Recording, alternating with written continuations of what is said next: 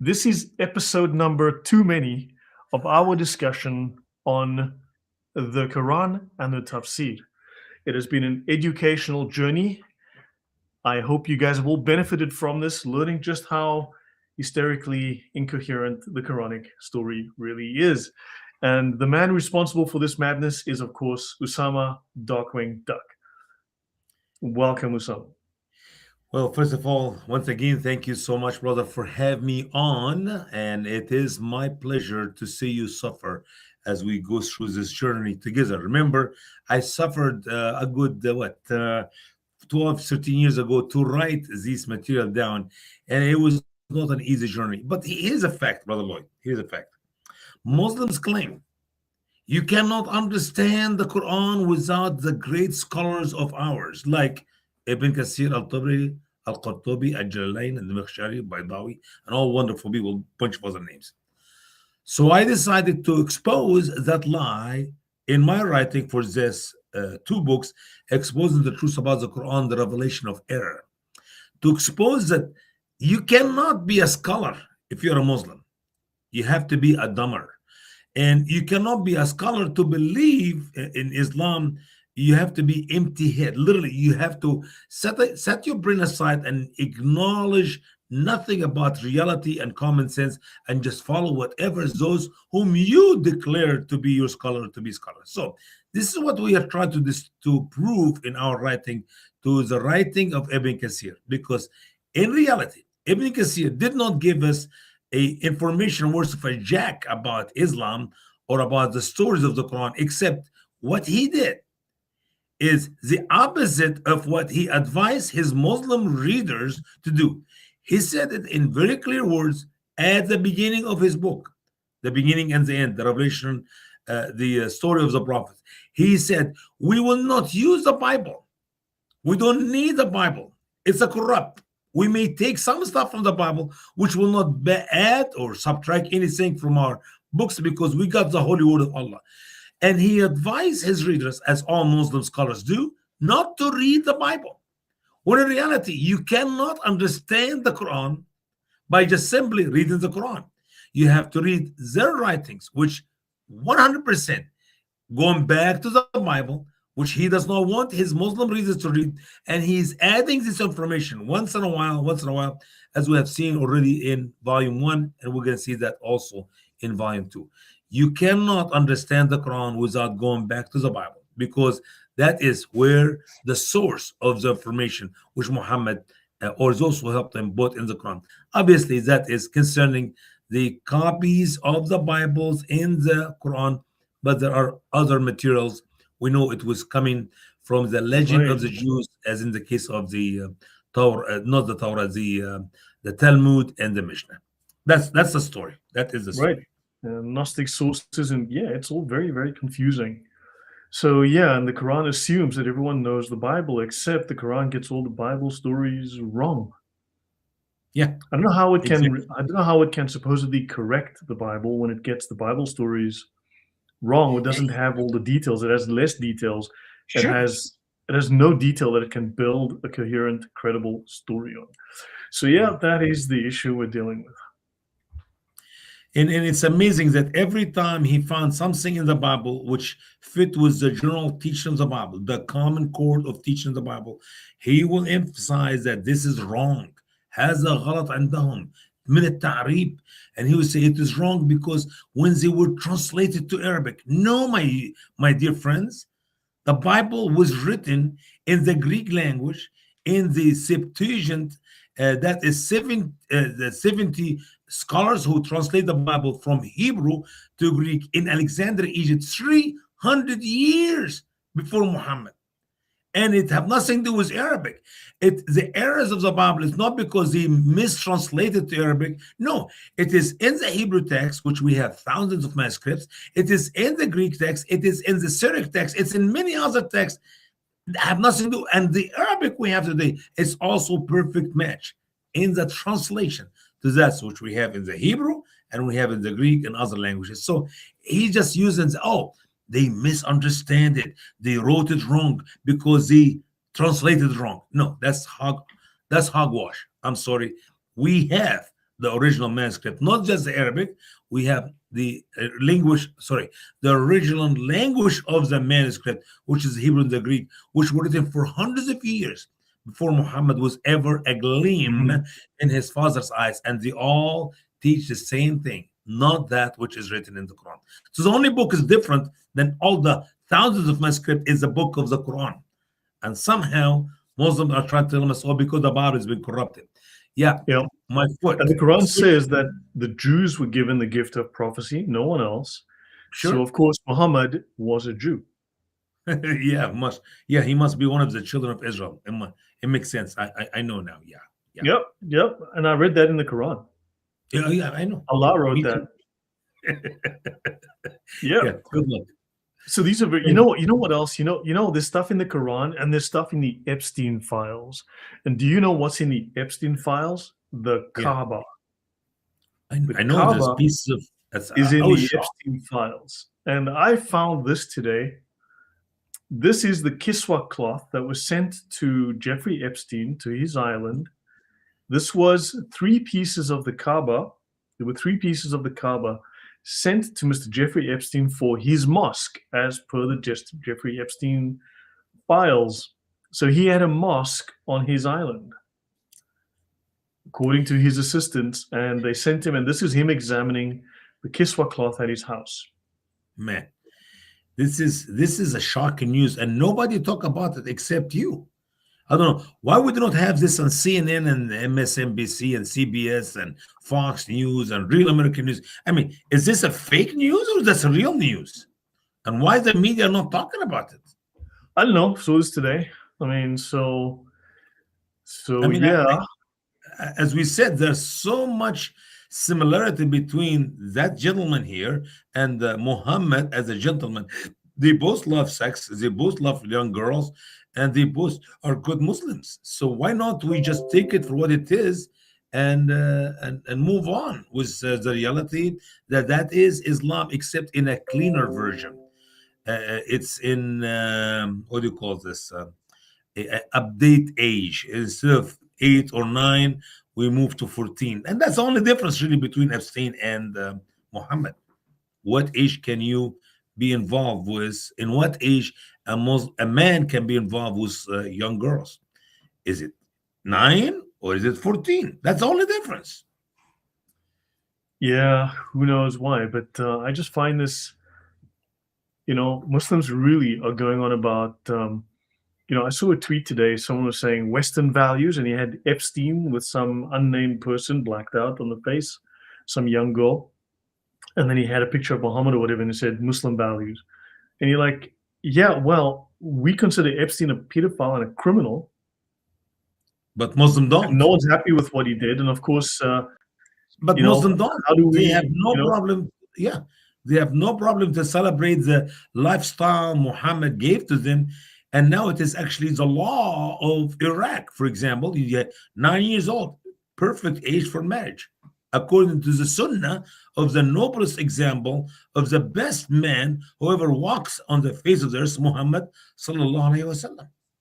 yeah, yeah, welcome, JC. I found this picture today of the Kiswa cloth sent to Mr. Jeffrey Epstein for the mosque on his island. I wish I can read Wow. what's it. Can you make it big so I Sorry can I'm late, see? but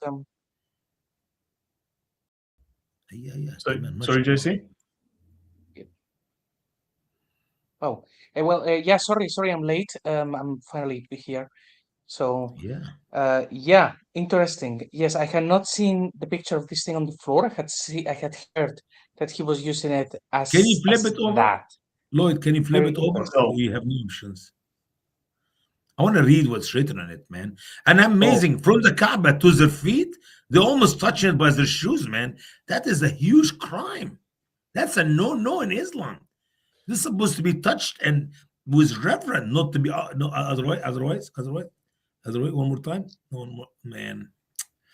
No, No, I cannot read it. I cannot read it. I just can you make it big. MashaAllah, MashaAllah. I almost, yep. What is written there is MashaAllah, MashaAllah. I can't say a word, man. I can't understand.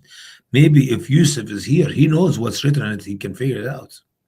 But can you imagine their shoes are on the top of the covering of the Kaaba? That is a no, man. I can't believe it.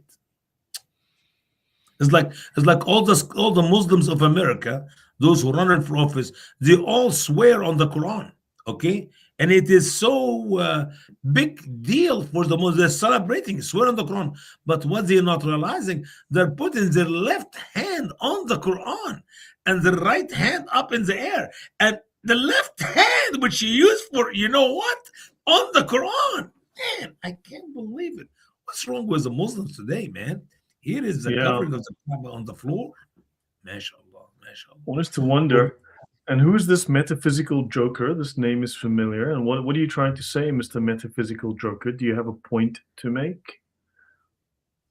Are you unhappy that Mr. Epstein seemed to be very interested in a piece of Islam's holiest relics for his mosque on his little pedo island? did, In fact, did he was he, probably trying to recreate Muhammad's paradise.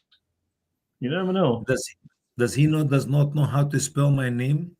But that's okay. Here is the deal. And then he Was he says no using error. What is exactly, Mr. Metaphysical? I'm going to give you one opportunity to explain yourself. Just one.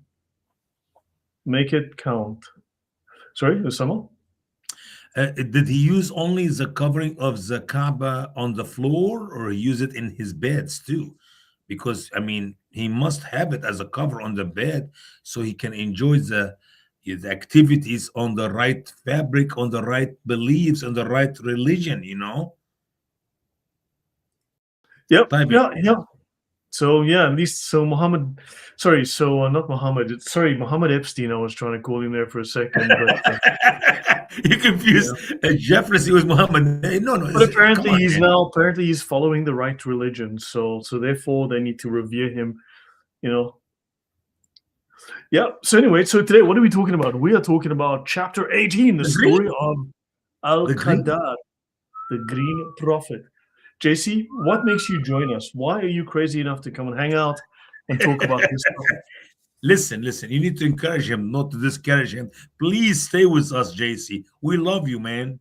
Go ahead, brother. Well, first of all, to give Lloyd some moral support, I think after 47 episodes is good. And chapter 18 is a very interesting one because no one knows what it means. Uh, No one knows. Someone's asking, is there any evidence of Epstein having connections with Qatar? Well, okay, so here's 1,806 results in the available Epstein files. Oh my world. So chairman of the board, Qatar Finance House. So yeah. Uh, Do you mean there were Muslims coming from Qatar to visit his island too? I have discussed this with the Qatari Prime Minister, the CEO of Qatar Holdings. I don't know, there's a lot of mention of Qatar here. So I'm going to guess yes, there must have been some kind of relationship between him and Qatar. Maybe it's just Qatar. business, man. No. I don't think it was like activities like his activities. This Yeah, is I'd say he was involved with everything and anything. I mean, the thing is, look, you can say that, for instance, Harry Potter is in the Epstein files, but maybe he said, "Hey, I like the books. I bought them." That doesn't mean anything bad. It just means he mentioned them. It doesn't mean anything.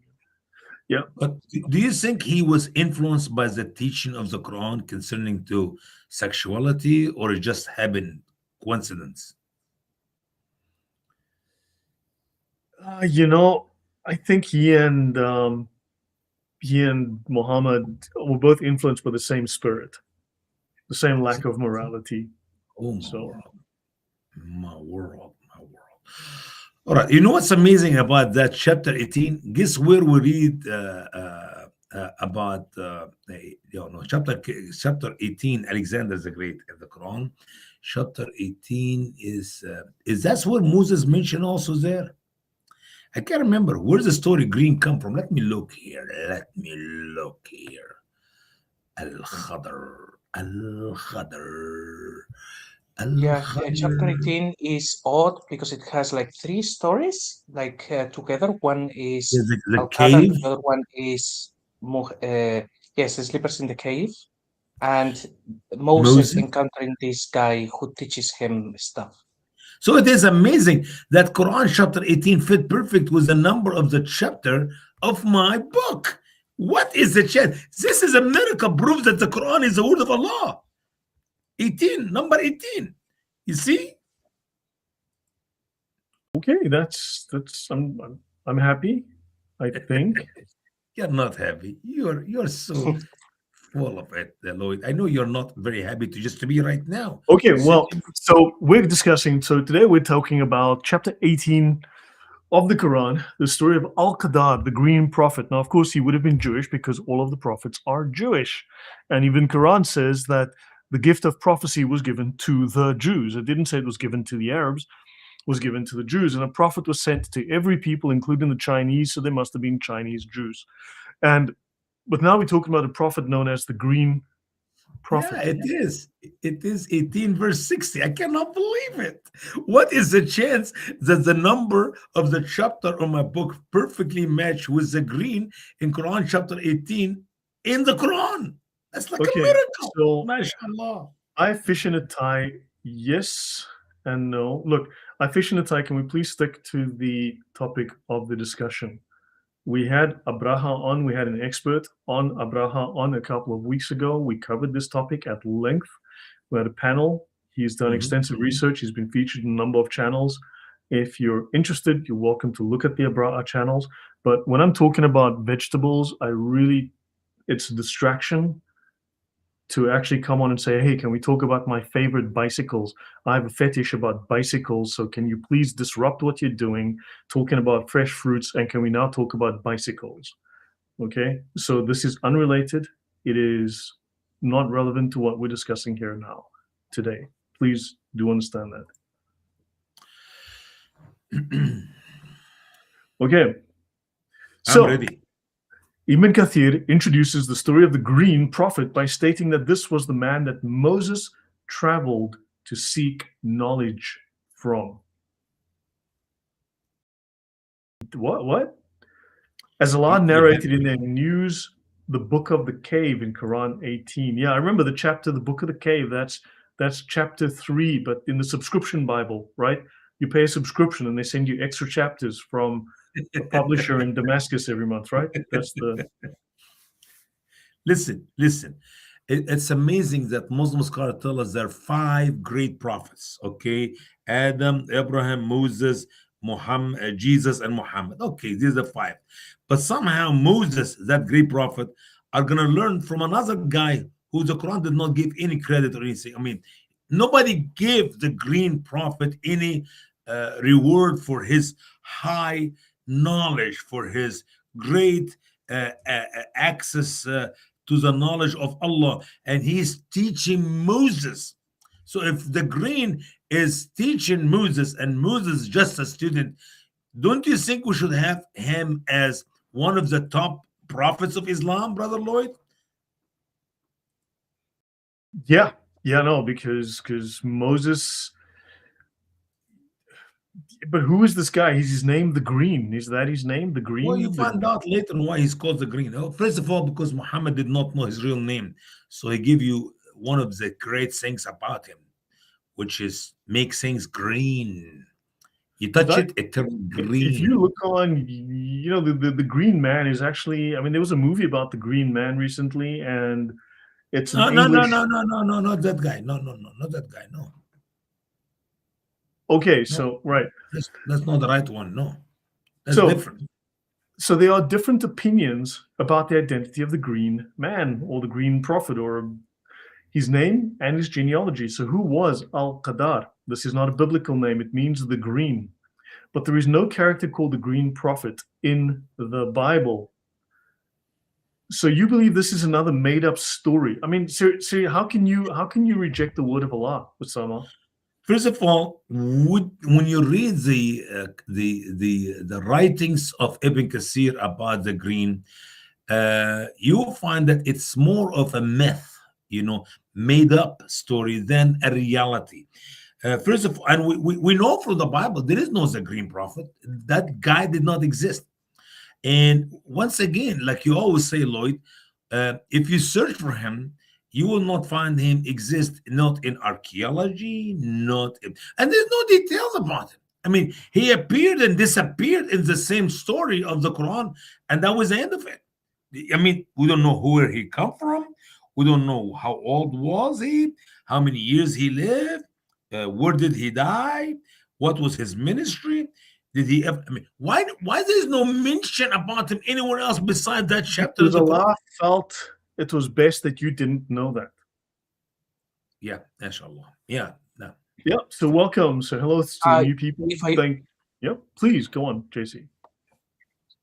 Yeah, if I may, one of the main problems I've always had with this particular story is that the Quran seems to refer to Moses as he who spoke with God.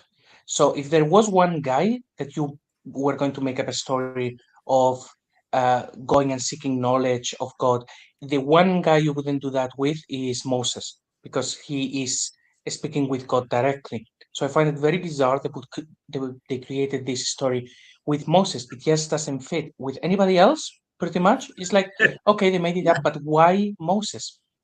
Good point. Very good point, Jesse. Because if Moses was Kalim Allah, the one who speak was Allah directly, why you need another guy between Allah and Moses to teach him something? Especially Mhm. when you investigate the three lessons which Moses learned from the green. It's three stupidity. It's a three ridiculous made up stuff. The whole thing is made up. Okay. We got one guest here. He was his personal trainer. Yeah, very personal trainer. Yep. Islam invented personal training. You know all the things we've discovered that Islam created. But Al-Qadar, according to Ibn Kathir, Yeah, you see, well, because he look, reads look, the Quran better can, than you do, Usama. yeah, His can name you was say Ibn Adam. I know, absolutely. Can you say Al Khadr? Kha, kha, Al-Khadr. Khadr. Al-Khadr. Al-Khadr. Yes, you got it. Yeah, that's exactly like when you spit Al Khadr, that is his name, which means the green, not Al Qadr. Yeah, Al Qadr Al-Khadr. is a fate. Yeah. Basil just right. The green man is a universal mystical figure in most cultures related to nature and seasons and fertility. And that much Ooh. is true. Yeah. So Al-Khadr Yep, was you got Ibn it. Adam, and he came from his backbone. Oh, wait a minute. You see my backbone? Ah, I got a few more coming out. Okay. Never Now, mind. I'm Never mind. African. We get a bone in the nose. I just took mine out now for the show, but I normally just have a bone in the nose. We get the bones in Listen, the front. Yeah. listen, all the people of the earth came from the backbone of Muhammad. I'm sorry, of Adam, according to Muhammad. So why we make a big deal about Al Khadr? Why Ibn Kasir just pick up on that guy? Not you and I came from the backbone of Adam. Everybody, even JC came up from the backbone of Adam. Um, Okay. In the biology study, did we do that study you and I before? We did not. The I think miraculous we did. mistakes of I Muhammad. think we We did. did. But Okay. You have to understand that man, a baby is made of two fluid. The white, thick fluid, which come from the backbones of a man, and the soft yellow fluid, which come from the bones of the chest of the woman, or some said from her breast. Okay, one of the two. We do not know exactly. So every man ever have a baby is because the two fluid, the fluid from the backbone and the fluid of the yellow of the woman mixed together in the womb, and that's how we have the baby. It's a long study. We encourage people to go and watch these broadcasts, which we did, you and I. I some think time ago. Allah needs to go to school. Okay. But besides that, so Al Khadr will live until the Antichrist comes, and the green will call the Antichrist a liar. And the second opinion comes from The- Abu Hatim, No, who no, no, said no, no, that no, no. Before you get the second opinion, I'm sorry. You cannot rush this. This is deep theology. So the green Al Khadr, start from Adam. He's alive today, and he will be here until the end of time. That guy is 6,000 years old. I don't know where he's living right now, what he's eating, but that is the first opinion. Now, do you believe in that, Lloyd? look, I mean, who am I to question Allah? No, you question Ibn Kathir, not Allah. This is nothing written in the Quran. This is made up by the scholar Ibn Kathir, who's quoting a bunch of other dummers who are also considered scholars in Islam. How can we say that Ibn Kathir is wrong when he was inspired by Allah? Well, he was never a prophet. He was never a messenger. He was never inspired. He's just a big fat liar. He lied at the Muslim people 600 years after Muhammad until today, and they love him. But what if we call a Muslim now, a scholar, and we say, hey, just prove to us Al-Qadar was Ibn Adam. Just give us some evidence. I'm sure It's they very can prove simple. it. He came from his backbone. That's the evidence. Okay, well, there you go. See, the answer has been answered. So what more Get do you now need? by the second opinion. I'm sorry, man. I hate to disturb you, but you cannot just skip it and move to the second and third and tenth opinion. We have to meditate on this and that knowledge, these facts. Go ahead, bro. Right, and the second opinion came from Abu Hatim. Now everybody knows if Abu Hatim says something, It must be true. it must be true. Who said that Al-Khadr You got it? was the oldest living son of Adam, and his name was Hadron. Khadrun. So was the Large Hadron Collider from CERN in Switzerland. The Large Hadron Collider. And Ibn Ibn Kabil, Kabil, he meant Cain ibn Adam. That makes you see, grandson. He moved from the direct from his backbone to the backbone of his grandson. Okay, I mean from his son, Adam's son Cain, and he is the son of Cain Khadrun. MashaAllah. Now I'm we learning, are we are crowdsourcing solutions, and people are trying to figure this out. Okay, people are trying to solve this. He looked close to that guy here, but not the other one you did before. So yeah, people. Yeah, so everyone, yeah, so we're getting there. This is a physics problem. We're gonna solve this one. MashaAllah, MashaAllah. I'm learning. So yeah, so Hey, Jason, you know can what, you help Lloyd? us out here? I This just makes saw- sense, right? Sorry. Brother, a thought came to my heart right now on my mind. In my next editing or my book, I'm gonna add these pictures because it maybe encourage people to read more. And the kids will love my book, man. No Shrek, no Shrek, no Shrek. Get rid of Shrek, man. You make it like cartoon. I want to read the heavy stuff, the other ones, the one before. Yeah. Okay, good. You're good. Right. So Ibn Ishaq said that when it was about time for Adam to die, he told his children that the flood was about to happen and advised them to carry his body with them in the ship. He told them where to bury him. When the flood took place, they carried his body with them. Then when they landed back on the land, Noah commanded his sons to bury Adam's body where he told them. So they said to their father, the earth is not safe, for on it is desolation. And then Noah then provoked them to bury Adam, telling them that Adam had called upon Allah, and whoever buried him would have long life. And they kept the body until the green arrived and took responsibility for burying him. And Allah gave him what he promised, which is that Allah gives life to whom he wills. See, So- so now we know, Lloyd, why the Prophet Al-Khadr, the green, is still alive today. Because he buried his grandfather Adam, and the promise of Prophet Adam was given. Whoever buried him will have long life. And he's only living for 6,000 years. But besides that, Islam is true, and Allah is the only God, and Muhammad is the Prophet of Allah. You don't need any more evidence than that. You got So- it, man. So basically, now we know that Islam invented Coca-Cola because Coke adds life. Allah gave him a Coke and said, have a Coke and a smile. And the Coke added life. And there you go. Does he have green Coca-Cola? I don't know, man. We're trying to solve a mystery here. Listen, Okay. it must be green, brother. If it is not green, I disagree. Green Coca-Cola, yeah. That black one, oh, good luck. So the green buried Adam. Ibn Kathir said that Ibn Qatada said that the green man's name was Balia or Elijah, Ibn Malcolm, Ibn Faleg, Ibn Abr, Ibn Shalih, You Ibn see what's happening here? Ibn Shem, You see what's Ibn happening here? Nuh. You see Yeah. what's happening here? Now we know for sure it's a fairy tale. Why? Because if somebody told you 1 plus 1 equal 20, another one till 1 plus 1 equals 62, another one till 1 plus 1 equal 10,452, you know that that is a bad math. That does not make any sense. You cannot tell me all this information about who is that green al khadr, and each and every one of them is different than the other. One is a direct son of Adam, the other is a grandson of Adam, the other is a bunch of names, great, great, great, great, great, great son of Adam. Make up your mind. Who is the green? You know what? You know what? You're just jealous because you don't know who Ibn Faleh and Ibn Abd are, or Ibn Arfakshas. Excuse my French, whatever that was. JC, It's a just tell bad him who the word. people are. It's a bad word in Arabic. Disregard that last word. Move on. Okay, next one. JC, just correct this man, please. Please just put this man into the right JC cannot frame of- lie. JC is not a liar.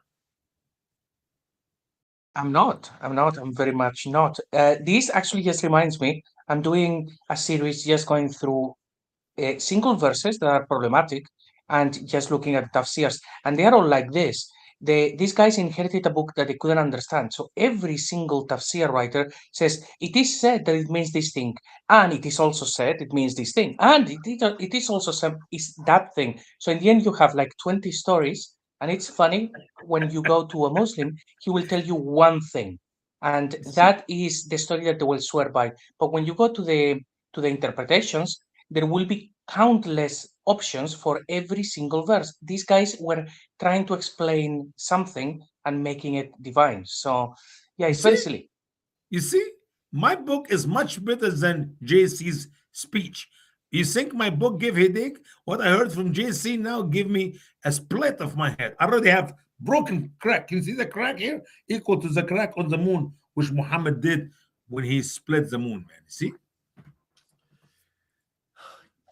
You know, You're suffering. I feel your pain, man. I'm sorry. therefore, Therefore, we can say he was not Ibn Adam or Ibn Cain. Ibn Kathir said, however, that Ishmael ibn Owais said he was Al-Muammar al-Gaddafi, or just Al-Muammar, Ibn Malik, Ibn Abdullah, Ibn Nasar, Ibn Lizard.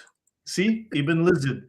Then Ibn Kathir also stated that others said that he was Khadrun, Ibn Amyail, Ibn Alifs, Ibn Alis, Ibn Ishaq, Ibn Ibrahim.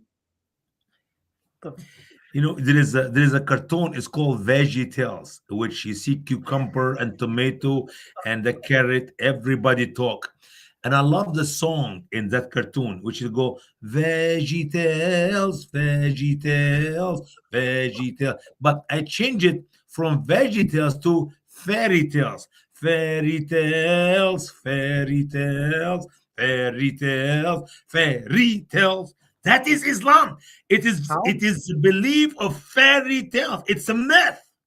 How And can you welcome take this to the seriously? great This scholar. is ridiculous.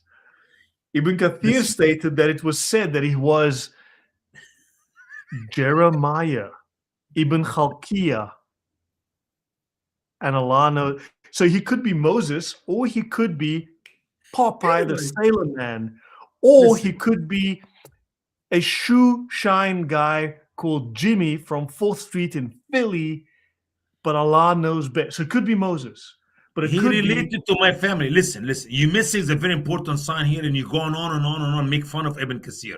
Ibn Kasir also said that it was said the green was Ibn Pharaoh, my family, my ancestors. I am the Pharaoh's son. You understand that? Why skip that? Huh?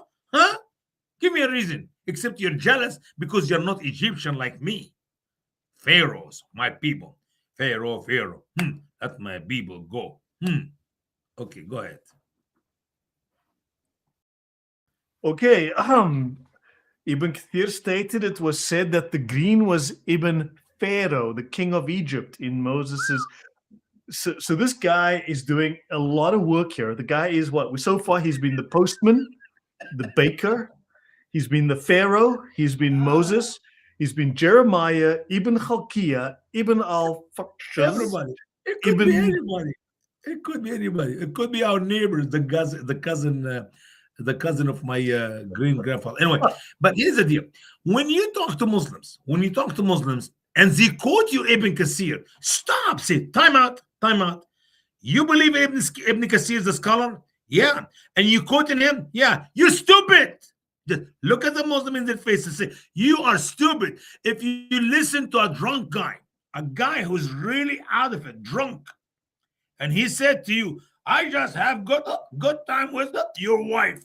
And I slept. You divorce your wife because a drunk in the street is not worse, a garbage in the street. Make a claim that he had sex with your wife. Will you divorce your wife because you trust that drunk? That is even easier than to believe Ibn Kathir to be a scholar. He's not a scholar. He's like the rest of those Muslims called scholars, and they're all bunch of stupid dummers. Dummers. This is a word you need to add in your dictionary. No Islamic scholars. Islam cannot be understood by Islam.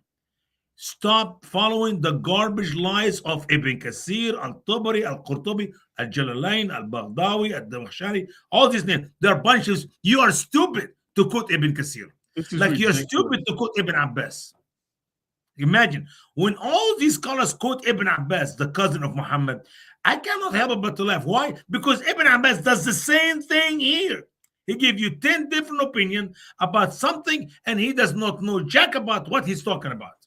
And he is Hebr al-Ummah, means the ink of the nation. So if you're going to write something down, you need ink. The ink is Ibn Abbas.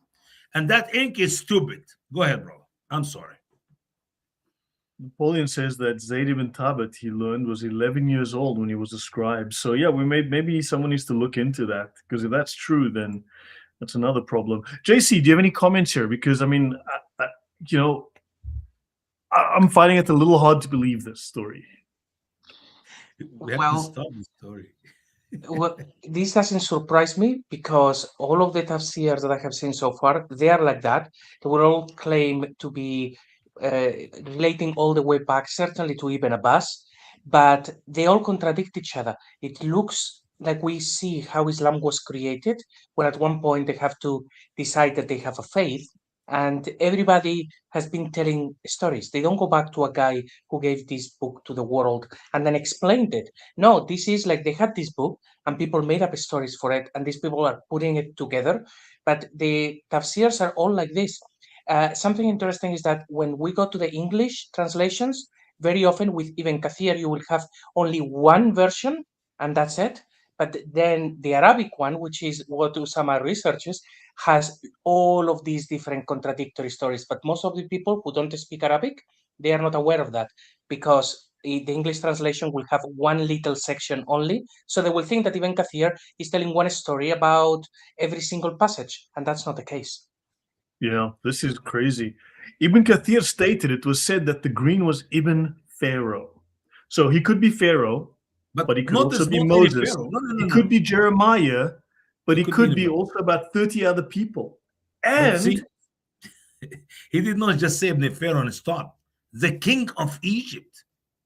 It's like, do we have any Pharaoh who was never a king of Egypt? Are you telling me Pharaoh is the name of the king? Pharaoh is just a title. Every Egyptian is a Pharaoh. I'm a Pharaoh. But he was the king of Egypt. Do you know how many kings in Egypt were named Pharaoh? All of them. So that shows you the man does not know jack about what he's talking about. Yeah. Hey, Thunderous, welcome. I've sent you a link to the stream if you want to pop in. Welcome.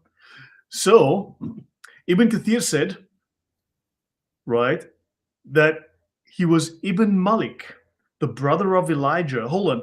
This guy is freaking Jeremiah, Pharaoh, Ibn Malik, the brother of Elijah. He's 40 other people, and he was born before Dhul Qarnayn, Alexander the Great. Yep. And he was one of those who believed in Abraham and who emigrated.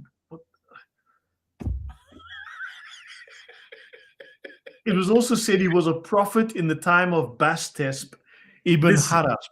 Now, seriously, guys, look, we all know that Bastesp, he was the guy that did the thing, right? And then Ibn Harasp, who was the other guy that said, no, you can't do the thing. And and then the two of them argued, and then what happened was the thing didn't happen because, and then I mean these are two very famous characters, right? We've all heard of Ibn Yes. Bastesp and Ibn Harasp. So just that, but how can you be Ibn Bastesp as well as Pharaoh, as well as Ibn Malik, the brother of Elijah, if you're also Jeremiah, and you Ibn Amyail and Ibn Alifs and Ibn Alis and Ibn Ishaq and Ibn Abraham and Ibn Khadron and Ibn Lazd and Ibn Nisar and what the fuck's going on here? Please, someone help me. You Actually, know we what, Lloyd? consider Lloyd, listen. all of this. Go ahead, GC. Go ahead, bro. Yeah. So, and when we see all of this, it's the interesting thing is we see that according to the tafsirs, they have no idea what the story is about, who the guy was, or all of that. But if you speak with Muslims, they will tell you 100% the story happened because it's in the Quran, and it's like, okay, can we have the explanation? Then you go to the tafsirs and you have this nonsense, and it's like, but if the explanations are nonsense, the story in the Quran is nonsense. No, the story in the Quran is perfectly fine and it's very clear. It's Yeah. this complete contradiction. And Lloyd, you need to send a letter to thank my editors. One of them is in heaven, so you need to just say a simple prayer for his family. Those who remove literally 180 pages out of my book because they thought that is too much, and you don't need all that. This is too much, and they cut literally 100. Imagine if you're reading another 2 pages of the same thing you're reading right now. I do not know how you're gonna feel like. So I think we get the point, and I appreciate these people. And I he's probably actually living in the witness protection program. He's probably just like, just like I need to do to save my own sanity from this. I mean, like, I gotta ask, who in the heck is Ibn Harasp? Who is? Okay, And the funny fine. thing is, you want to hear the truth? Ibn Kasir never met any of these people. He came literally 600 years after all these names he's naming. So how in the world that he knew nothing about Al-Khadr? He knows nothing about those people he's mentioned their name, and that was it. Well, See, and you once again, I was upset when my editors removed the extra information I had. And they said, Usama, this is too much. I said, no, don't take these 2 pages off. It's very important. It's Ibn Kasir writing. They said, I Usama, how appreciate about those if we people. summarize it I am and say probably the there are same. more, listen, there are many more opinions, and that will help your friend Lloyd, who's going to be reading that book 15 years in the future, 16. So he will be thankful to God that we cut these 2 pages off. So I hope you're happy. Are you happy now, Lloyd? Yeah, I am. Look, you know what? I'll take a win where I get one. And Ower says, and people will proclaim that the New Testament is untrue because there are 2 versions of Jesus' family list, or 1 name difference in the list of apostles in the gospel. Yet this garbage is supposed to be true. Yeah, But because let's answer this, brother Lloyd, if you don't mind. The 2 list of names, the 2 genealogy of our Lord and our Savior Jesus Christ are both accurate. One according to Joseph, whom people thought he is his father, and the other is according to his mother. So obviously, these are not contradiction in the Bible. It's you look at a man, have a father, and have a mother. The genealogy of my mother is completely different than my father until you get to David, which they both go back to David.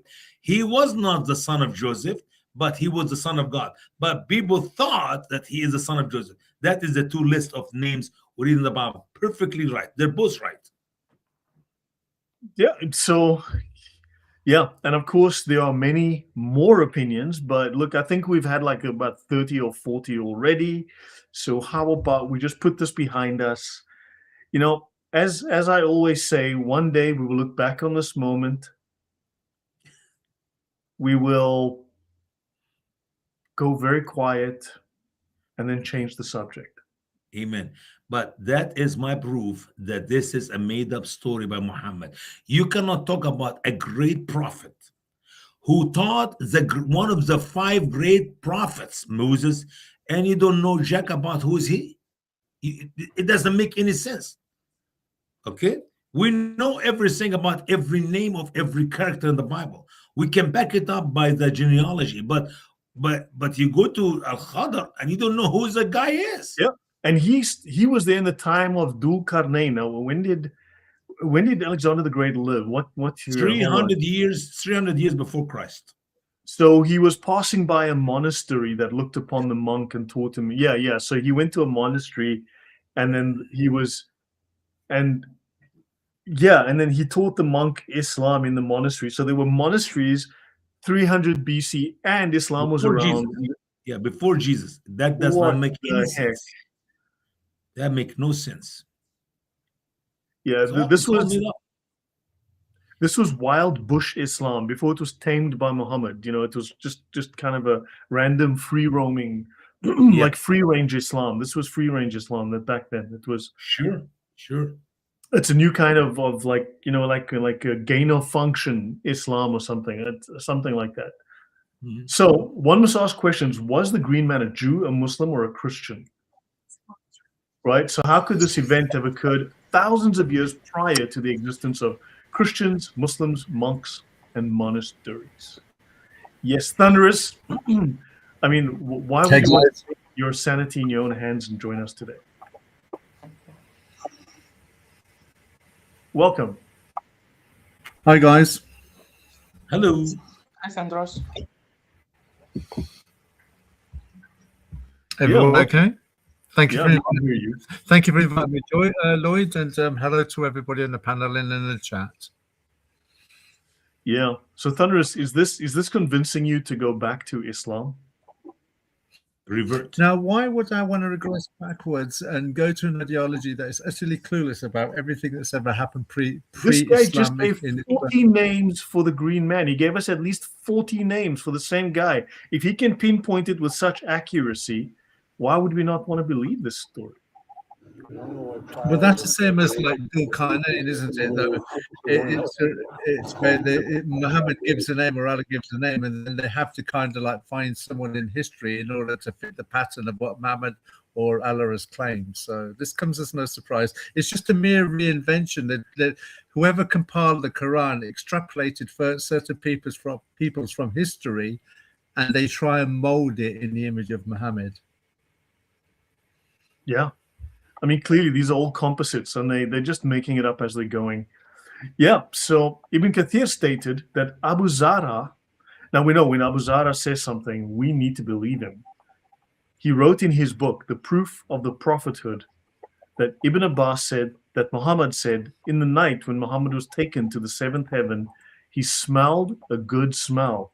So he asked Jibril what the good smell was, and Jibrish answered, this was the smell of the wind from the tomb of the hairdresser, her daughter, and her husband. He continued by saying it was the start of the green and that he was from the honorable of the children of Israel. MashaAllah. Holy hairdresser, someone help me out here, please. I'm losing my mind. I can't. I just wrote it. I know nothing about it. And actually, I guess something based on as well what Thundros said about Dul Karnain. But now this green guy, am I right in thinking that he's not mentioned by name in the Quran, and the Quran only says messenger or something like that? So the name is not in the Quran? No name. No. No name. Great. One of Very the clear. greats. One of the great. What he said in the Quran, man. One I'm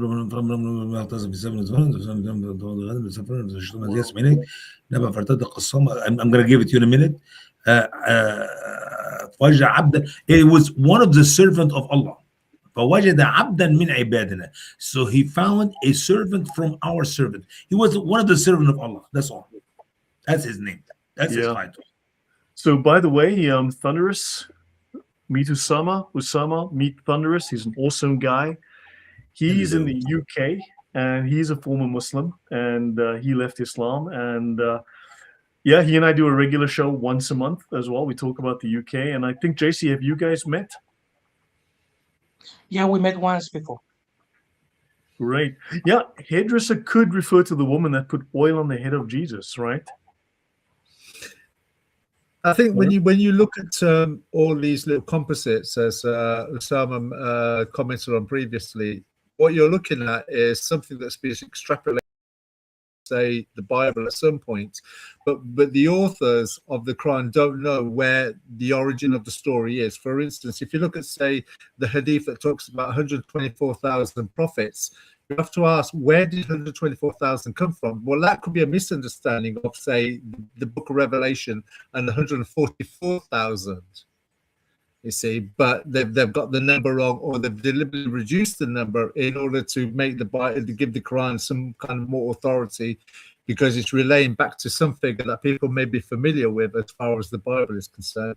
But because they don't know the history of the story, or the history of the verse, or the history of that particular part of the narrative, that's where the Christians and the Jews rejected Muhammad, because they were aware that they're talking to a guy who was utterly clueless, who was pretty much, if he did exist, going along with the narrative that he existed, was pretty much fabricating everything ad hoc.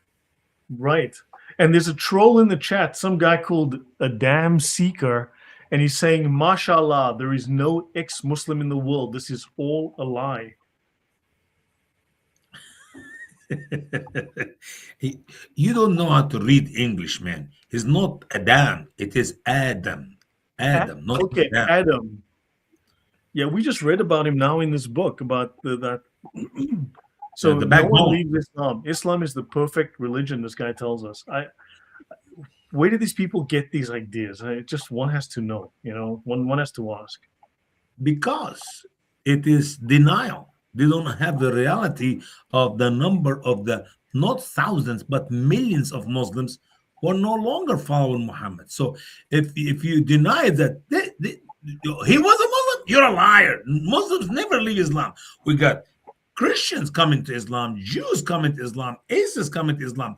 We got two big mosques in America now who are gay and lesbian. They're still gay and lesbian, but they're Muslims and so on. So, but you cannot tell me there is a Muslim ever leave Islam. That does not make any sense. You're making this up.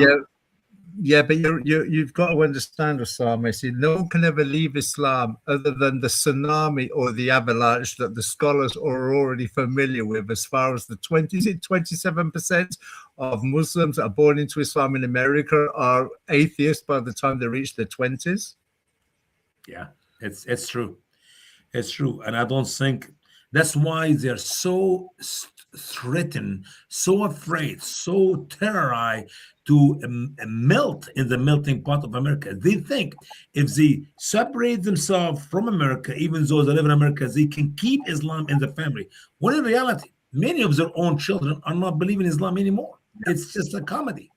It's a comedy.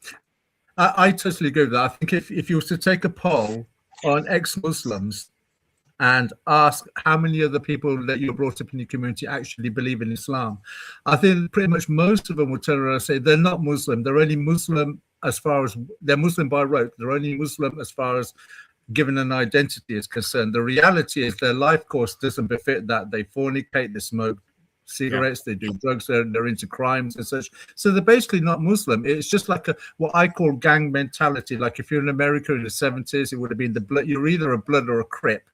So in a theistic worldview, you're either a Muslim or a Christian or a Jew. So it's just an identity moniker. But the thing is, you see, whereas there is no repercussion from, say, Judaism, Christianity, or any other religious identity, that if you leave the identity, that there will be some form of violence or ostracism. With Islam, there comes the very real threat of, if you leave the ideology, we know what the repercussions are. But that's what happens in an Islamic world. Slowly, it's happening in secular lands where Islam is manifest, but at the very minimum, it is emotional and psychological blackmail to say within the faith. So they are basically atheists, or they accept another ideology, but they're not outwardly expressing or exposing that. Even the Muslims who believe in Islam. Last time Hatun was here, and she and I went to the mosque here in Cape Girardeau, and there were roughly around maybe 25, 30 young college kids in the mosque. And when we talked with them before and after, they don't speak Arabic, but they were in the mosque praying in the Arabic language. So here is the Muslim believers in the mosque do not know jack about Islam. That's Adam Seeker's words, by the way. So anyway, But dude, I have that problem all the time with the Muslims that I speak to, where they turn around and say, well, you never really was, blah, blah, blah. So I'll say something like, Subhanahu wa bihamdika with the barakas maka with the Allah jilaka wa la ilaha illallah auzubillahi minash shaitan rajim, blah, blah, blah. So I can recite the whole namaz. And I'll just turn and say to them, well, can you translate that for me now? Because you're an Arabic speaker. And they're utterly clueless. Utterly clueless every single time. And then they're the ones that are trying to turn around and say to you, well, you were never really Muslim. And I know the namaz more than they do. And I left the ideology more than 40 years ago. Man. But let me to go back to our book here, let me give you one more story. Yeah, well, look, I'm very concerned about the wind from the tomb of the hairdresser. I mean, look, I went to Sunday school, okay, and I didn't learn this there. So why was this knowledge denied from me that there's wind from the tomb of the hairdresser? Well, you need to. I can explain to you later in a deeper level. But when one was the time we went to a mosque in Ohio, and brother Paul Sutcliffe was with me, and I and a bunch of other guys were there. Me and Sister Hatun, at the same time also, she was with me inside the mosque. We came outside, we talked to the people outside, and that imam of the mosque was talking to Paul Sutcliffe. Paul Sutcliffe is a very smart guy. I mean, he's very deep. He's a teacher, and he knows Islam very well. So the imam told him, you cannot tell me you know anything about Islam because you don't know Arabic. You must know Arabic. Without Arabic, there's zero chance you know anything about Islam. Who is saying that? The imam of the mosque. At that time, Paul shouted from across the street, Usama, Usama. So I ran to see what's happening. So I'm talking to him and to this other guy. I didn't even know why. God is my witness. The Lord make me speak in the Arabic language, saying nonsense like, oh, I hope you guys having a great time in this beautiful day with all this one. And then the imam smiled and he laughed and he walked back 2 steps and he said to Paul and to me, I don't speak Arabic. Imagine, he just told Paul, you cannot do anything with Islam. You cannot speak on Islam. You're not a scholar in Islam unless you know Arabic. And the imam of the mosque, a Pakistani Muslim imam, does not know Arabic. End of story. Good done. But if the definition of being a Muslim is that you have to speak Arabic and understand Arabic, well, that will make Islam the smallest religion on the planet. Sure. Yeah. I just want to say thank you for the donation. That was very, very kind. Thank you very much to Ave Maria. Really appreciate it. S. Dirali says, this text sounds like it was written by an illiterate second language English speaker. Language is very weak. What is the source? The Quran, of course. Like, hello. The Quran and the Tafsir. Just so you know, glad we can answer that. This comes directly from Ibn Kathir book, Al-Bidayah wa Nihaya, the beginning and the end, the story of the prophets. As a matter of fact, if you read the Ibid in the bottom, you see exactly what they were quoting this stuff from. So this is the hairdressing prophet. I got it now. The hairdressing, thank you, Scrunchy. And it should be, we should also, he continued by saying it was the start of the green and that he was from the honorable of the children of Israel. And welcome, Adam Seeker. Hello, how are you doing? Hello, brother. You guys are so mean to me. I sent a message in the live chat. Nobody leaves Islam. Nobody. The problem is anybody who gets an IQ over 70 starts to leave Islam. So we need to kick you below 70. So Daniel Happy proved it. He said, if you get high IQ, you will leave Islam. So I'm telling you, nobody leaves Islam. MashaAllah. Nobody. Yep. Below 70 IQ, nobody leaves Islam. Hi, brother. You are a ex-Muslim. There is nothing called ex-Muslim. I was told by the Sheikh day before yesterday in my Urdu live stream, nobody leaves Islam. You guys are all liars. I was like, okay. We are all liars. Nobody leaves Islam. The first ex-Muslim was Saad bin Abi Sarah, who was the Katib Quran, the author, the writer of the Quran. He's like, he was not an ex-Muslim. He was a murtad. I was like, oh yeah, your IQ is below 70. If I say it in Arabic, who did the artad, so who did the action of artad. So yeah, if I say it in Arabic, then I'm valid. If I say it in English, then I'm not valid. That is perfect. Low 70 IQ. You will be a Muslim. Always. What? Yeah. Do not love the one who doesn't love Allah. If they can leave Allah, they will leave you. So, That's a great wisdom. What chapter in the Quran? Is that a verse in the Quran? it's Chapter Dr. number 60, Bilal. verse number 4. Oh, Chapter number 60, verse number 4. That is the verse which actually, so they are doing different translation for it. It is the loving for the sake of Allah and hating for the sake of Allah. And this is the verse actually translated with sugar coating. Al-bara wal al-bara wal Al-wala I forgot. al-bara. Al-wala Al-wala wal bara. Al-wala wal bara. Yeah. But can So I just say on this statement by Dr. Bilal's post, that's reminiscent, almost like a very uncanny twisting of what Jesus says. I think it's in Matthew 10, where Jesus turns around and says, I've not come to put peace, not peace, but a sword, for I've come to divide a mother against a daughter and a father against a son. He who has love for me, I'll confess them to my Father. He who abandons me, I will abandon them before my Father. So this seems to me, and that's obviously for a righteous reason, because the truth must come first. But this at best is nothing more than a plagiarism or a twisting of what has already been revealed. So it's an inverse version we already know is from truth. Yeah. Yeah. So here's a very important piece of information I need to share, that the green smelled the wind from the tomb of the hairdresser, but there's more.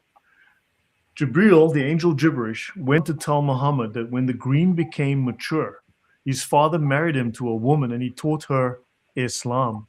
And he told her not to tell anyone. So he was the first Muslim then. Okay, great. We've got a different, Yeah, by the way, another first Muslim. you are But the talking about green, Prophet Green. You know why yeah, he's called Prophet Green? coming look, up. We have man, not covered yet, Adam. It's coming up. but the green was not one of those who have sex with women. What that leads us to the He was women doing who Wi-Fi babies. That was then the were invention of doomed. Wi-Fi. So he divorced her because he I don't swing that way, doll. Right? So as they say, homo don't Islam, and he told her not to tell anyone, and then he divorced her as well. So guys, praise be to Allah. Yep. The only green I know that gets mature around here is the green that gets mature and then ends up in a Rizzler and smoked. Is that what it's referring to? Oh God, I have no idea what's going on here anymore. This makes no sense. Sounds like somebody's been smoking something, mate. Guys, if you give Lloyd another 3 minutes, he will clear everything. The story will be clear like mud. But keep going, Lloyd. You're gonna I get it. don't I don't like that. I don't like that, because at the end of the day, I need to know why he is called Green. Well, Why is he called we're Green? going to work on this. coming up. I Kept her promise. Islamic faith secret, but the other one told